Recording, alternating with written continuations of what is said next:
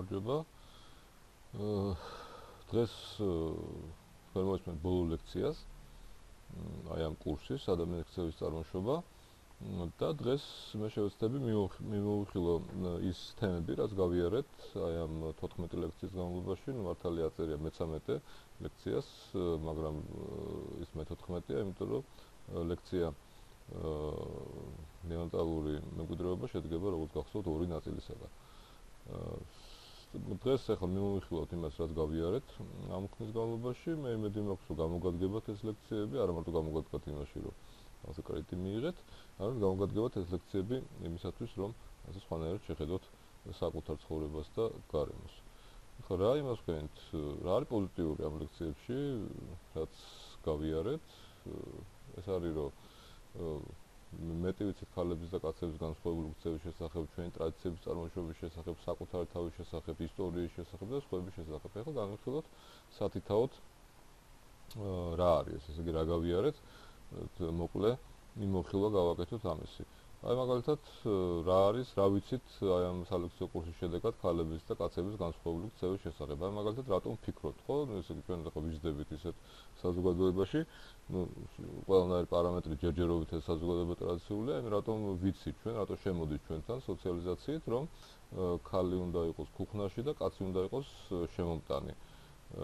აი ჩვენ გავიარეთ ესეთი ნეანტალური ემანსიპაცია ლექცია, სადაც ჩვენ ვთქვით, რომ აი სწორედ იმიტომ ეს რითი არის განპირობებული ასეთი დამოკიდებულება ტრადიციულ საზოგადოებებში ქალების მიმართ, სწორედ იმიტომ, რომ შეენარჩუნებიათ ნიჭიერი და წარმატებული ქალები, მათ პოპულაციაში, საზოგადოებაში ეკრძალებოდათ გამრავლება, იმიტომ რომ გამრავლება ეს არის სახიფათო, ნიჭიერი და განვითარებული ქალი შეიძლება დაიღუპოს და შესაბამისად ამ საზოგადოებამ დაკარგოს მისი გამოცდილება, ამიტომაც როგორც ჩანს რაღაც ასაკის მერე, როდესაც ქალი დაადასტურებდა თავის ნიჭიერებას და მნიშვნელობას საზოგადოებისათვის, მას ეკრძალებოდა გამრავლება. რა გამრავლება ეკრძალებოდა, შესაბამისად არ ხდებოდა მისი უნარების გადაცემა მის თავმავლობაზე. ხო, გამრავლება თუ ეკრძალება, შესაბამისად ესეც გამორიცხულია. და ამიტომაც ფაქტობრივად გამოვიდა ის, რომ ძალიან დიდი ხნის განმავლობაში, ხო, ეს როგორც იცით თქვენ ამ ლექციებიდან, არა მარტო ამ ლექციებიდან და ჩვენ ესეთი ადამიანები ვარსებობს რაღაც 30000 წელზე მეტი ხანია და შესაბამისად ძალიან დიდი ხნის განმავლობაში რა ხდებოდა ყველა ნიჭიერი და წარმატებული ქალის გამრავლება, შესაბამისად მათი ქალების უნარები უფრო დაბალი იყო ვიდრე კაცების. ნუ კაცები პირიქით, რა კაცები თუ დაამტკიცებდნენ, რომ მათ შესწევთ უნარი მნიშვნელოვანი და საინტერესო წვლილი შეიტანონ საზოგადოებაში, პირიქით, მათთვის მათი გამრავლება ხელშეწყობილი იყო და ამას ეს არის არა მარტო სოციალური მექანიზმი, ალბათ ეს არის ამავე დროს ისიც ფიზიოლოგიური მექანიზმი, იმიტომ რომ იცით თქვენ, ქალებს უწყდებათ გამრავლების შესაძლებლობა რაღაცა ეტაპზე, ხოლო კაცებს პრინციპულად მთელი ცხოვრების განმავლობაში შეუძლიათ რომ გამრავლდნენ. თუმცა ისიც და ასევე ამისი შედეგი არის სწორედ იმისი, რომ სადღაც მე-19 საუკუნემდე თუ არ გახსოვთ დაბრუნდით იმ ლექციასთან და ნახეთ, მე-19 საუკუნემდე შეუძლებელი იყო უხიფათოდ გამრავლებულიყო ქალი.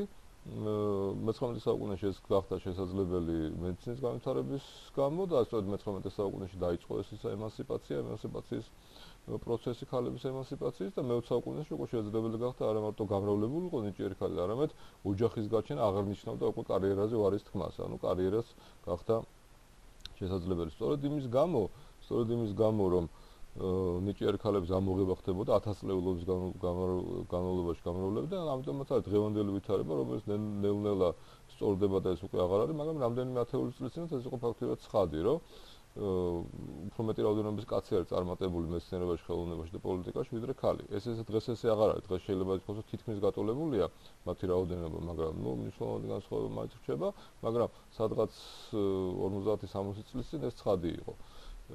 და შესაბამისად რა კი ეს ცხადი იყო, ესეც ედებოდა აი ამ ემანსიპაციის მოთხოვნებს, ქალების ემანსიპაციის მოთხოვნებს, რომელიც დაიწყო მე-19 საუკუნეში, თუმცა როგორც გითხარით, ეს იყო არა სოციალური დაჩაგვრა ქალების და არა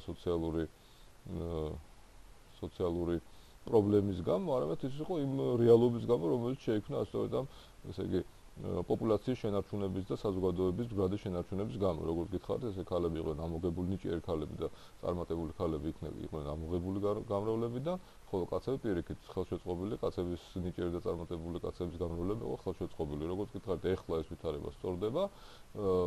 ნელ-ნელა ქალები უტოლდებიან. მე იმას არ ვამბობ, რომ ესე იგი კაცებზე ყველა ქალი უპირობოდ, ეს არ აგერიოთ, რომ ყველა ქალი უპირობოდ ყველა კაცზე ნაკლებ უნარიანია. მე ვამბობ, რაოდენობა უნარიანი ქალების და წარმატებული ქალების ნელ-ნელა გაუტოლდება, შეიძლება გაასწროს კიდეც კაცების რაოდენობას და ეს არის სწორედ იმ ტექნოლოგიების დამსახურება, რომელიც განვითარდა მე-19 საუკუნეში და მე-20 საუკუნეში. ასევე გავიგეთ, რას ნიშნავს ქალის სამკაული, რას ნიშნავს საკუთარ თავის მოხატვა, რომ ეს არის გარკვეული აზრით კოპირება, ესე იგი აპოსემატური ქცევის კოპირება, ანუ ეს არის ფაქტობრივად საბრძოლო მოხატვის ნაირსახეობა.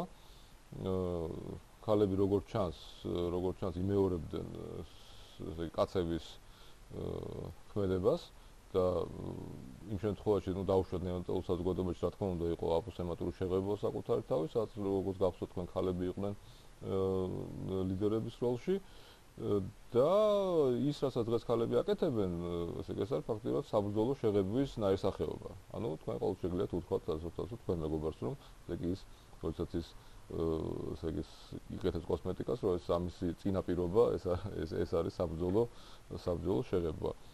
და ბოლოს ეს გითხარით უკვე და კიდევ გავიმეორებ, ესეთი ევოლუციურად ქალის და კაცის წონასწორობა ნამდვილად აღხსნათ, რომ ქალი სუსტია, ხო, კაცი ძლიერია, ეს არის ბუნებით დაწესებული კანონი, არანაირი ბუნებით დაწესებული კანონი ეს არ არის, ეს არის გარკვეული პირობების გამო წარმოშობილი უთანასწორობა და ეს თანასწორობა ძალიან ახლო მომავალში დადგება. შესაბამისად, ესე იგი არანაირი პრობლემა ამ მხრივ არ არსებობს, იმიტომ რომ ტექნოლოგიების განვითარება ამის საშუალებას იძლევა. როგორც გითხარით თქვენ, ერთი მხრივ ესე იგი ქალებმა მიიღონ მონაწილეობა კარიერულ გზაში, გააჩინონ ბავშვები, არ ჩაიკეტონ სახლში, შესაბამისად, მათ აქვს აი ამ თანამედროვე ტექნოლოგიების განვითარებით აქვს ყველანაირი შანსი, რომ არა მარტო გაუტოლდნენ ქალებს, არამედ საერთოდ ეს საკითხი რო აღარ დადგება მალე, ესეც თითქოს ცხადია. ანუ თანასწორობაზე და უთანასწორობაზე კაცები და ქალების საკითხი, კაცების და ქალების ალბათ ეს პრობლემა მალე აღარ იარსებობს, იმიტომ რომ ცხადი იქნება, რომ კაცები და ქალებიც არიან თანაბარი უნარის მქონენი არიან.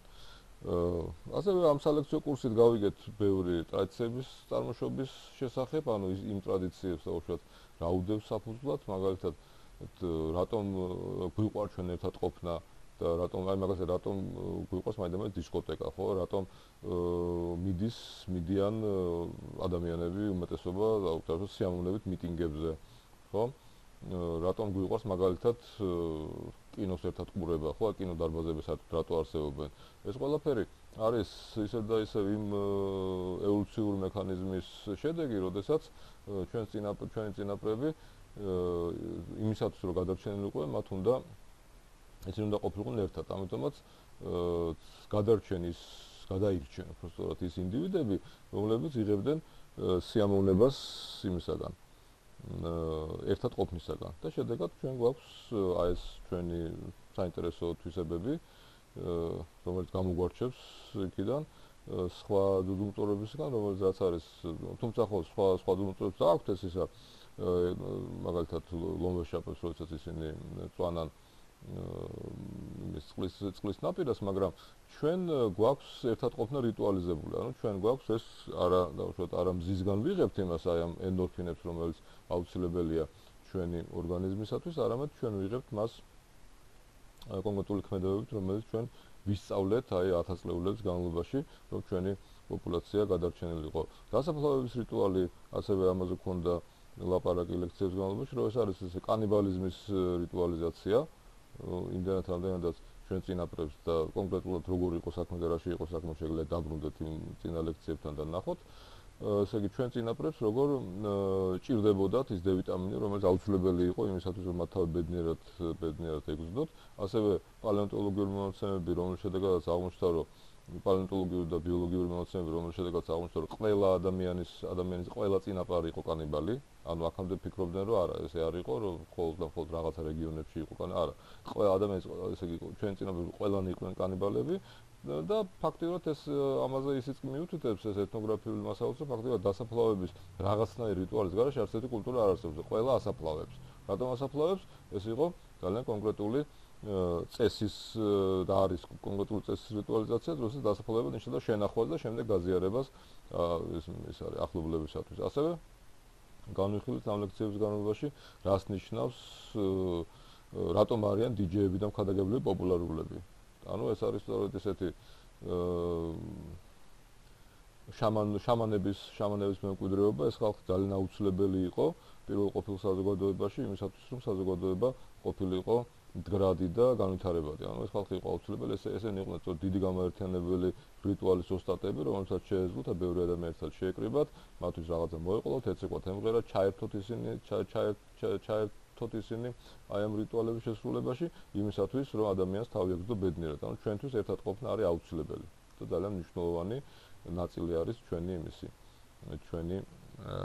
კონსტიტუციის და ჩვენი საზოგადოების. ასევე ვილაპარაკეთ რა არის ხელოვნების ნაწარმოები, როგორ წარმოიშობა, ის ნახეთ რომ ესე იგი ადამიანი კი არ ქმნის ხელოვნების ნაწარმოებს, არამედ ხელოვნების ნაწარმოები ქმნის საბოლოო ჯამში ადამიანს. ანუ ხელოვნების ნაწარმოები რაღაცა ეტაპზე კი არ შეიქმნა როგორც ადამიანის განვითარების შედეგი, არამედ სწორედ იმიტომ რომ ხელოვნების ნაწარმოები შეიქმნა, ანუ აი სწორედ ეს წესი ხალხის ერთად თავმოყრის და მათთვის რაღაცა პრეზენტაციების გაკეთების, რასაც ჩვენ დღეს ხელოვნებას ვეძახით, ხო?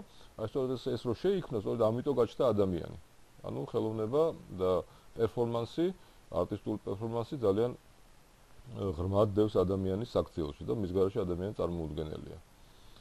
გარდა ამისა, ჩვენ ვილაპარაკეთ იმაზე, ჩვენ თავზე, რატო ესე იგი, რომ ჩვენ ძალიან გავართ ყველანი ერთმანეთს, რომ საბოლოო ჯამში არის რა თქმა უნდა რასობრივი განსხვავებები, მაგრამ რასობრივი განსხვავებები ეს არის როგორც ამობენ თანამედროვე მეცნიერებები, რასობრივი განსხვავებები ეს არის უფრო ჩვენ ნეანდერტალური შთამომავლობა, ანუ იგულისხმება რომ homo sapiens sapiensები გადმოვიდნენ აფრიკიდან ევრაზიის კონტინენტზე, ისინი შეეჯვარენ სხვადასხვა მიმართულებით და სხვადასხვანაირად განვითარებულ ნეანდერტალელებს, რომ ჩვენ ყველანი სუბსაჰარის აფრიკელების გარდა ვართ ნეანდერტალელების და homo sapiens sapiensის შთამომავლები და რომ ჩვენ ძალიან მნიშვნელოვანი მემკვიდრეობა მივიღეთ ნეანდერტალელებისაგან. ესე იგი homo sapiens sapiensებისაგან ჩვენ მივიღეთ ეს პერფორმანსის უნარი, რომელიც არის ძალიან მნიშვნელოვანი ადამიანის საზოგადოებისათვის, ხოლო ნეანდერტალელებიდან ჩვენ მივიღეთ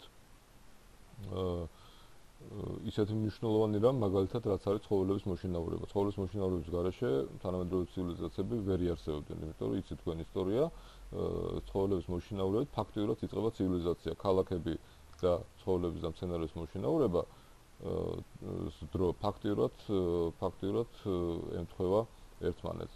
და ასევე გავიგეთ ის, რომ ჩვენ არაფერი ესე განსაკუთრებული და ერთმანეთთან განსხვავებულები არა ვართ, იმიტომ რომ მათ საბოლოო ჯამში ვართ ყველანი ნაცსავები და ყველანი მოდივართ ერთი საფუძვლებიდან და ჩვენი განსაკუთრებულობა შესაბამისად არის ჩვენ წარმოშობაში, არამედ იმაში, რას ვაკეთებთ. ანუ რას გავაკეთებთ, ესეთი მოქმედებისგან მოწოდებათა შეიძლება ჩათვალოთ, იმიტომ რომ თქვენ ხართ განსაკუთრებული არა წარმოშობით, არამედ იმით, რას იზამთ, რას გავაკეთებთ, რას მოიმოქმედებთ და საბოლოო ჯამში საით წახვალ და როგორ წარმოადგენთ საკუთარ თავს.